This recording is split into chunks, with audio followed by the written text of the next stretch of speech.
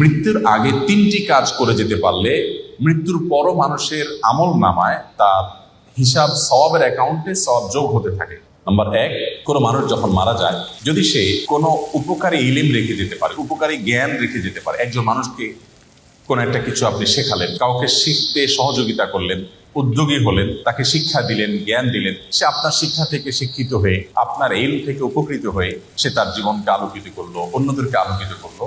তো এই ধারা যতদিন চলতে থাকবে, আপনি এটার প্রতিষ্ঠাতা এবং ফাউন্ডার হিসাবে আপনার আমলনামা আল্লাহ তাআলা সওয়াব দিতে থাকবেন। নাম্বার 2, সাদকায়ে জারিয়া।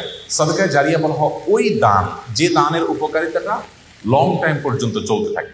নিয়তটা যদি এটা করেন, নবী করিম সাল্লাল্লাহু আলাইহি সাল্লাম সাদকায়ে জারিয়া হিসাবে গাছ লাগাতে বলেছেন। তিনি বলেছেন, মা মিন মুসলিমিন ইয়াগরিসু গারসান আও ইয়াজরাউ যারআ। কোনো মুসলমান যদি কোনো গাছ লাগায়, কোনো ফসল করে, এবং সেখান থেকে যদি কোনো পশু পাখি খায়, কোনো মানুষ খায়, কোনো পোকামাকড় খায়, কোনো কীট পতঙ্গ খায়, তাহলে তার সওয়াব পাবে।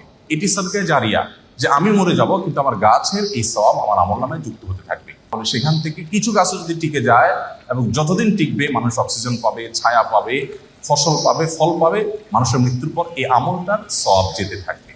নাম্বার 3, নেক সন্তান। সবচেয়ে বড় পয়েন্ট এটি, যে আমাদের সন্তানদেরকে যদি আমরা আল্লাহমুখী করে যেতে পারি, আল্লাহর সাথে পরিচয় করে দিয়ে যেতে পারি, কোরআন এবং হাদিসের সাথে তাদের রিলেশন করে দিয়ে যেতে পারি, এই সন্তান যখন দোয়া করবে মৃত্যু পরবর্তী জীবনে সেটা উপকারে আসবে। নবী করিম সাল্লাল্লাহু আলাইহি ওয়াসাল্লাম বলেছেন, একজন জান্নাতীকে আল্লাহ তাআলা তার জান্নাতে যে স্টেজে তিনি আছেন, যে স্তরে আছেন, যে লেভেলে আছেন, সেখান থেকে হঠাৎ করে অনেক উপরে উঠাই দিবেন।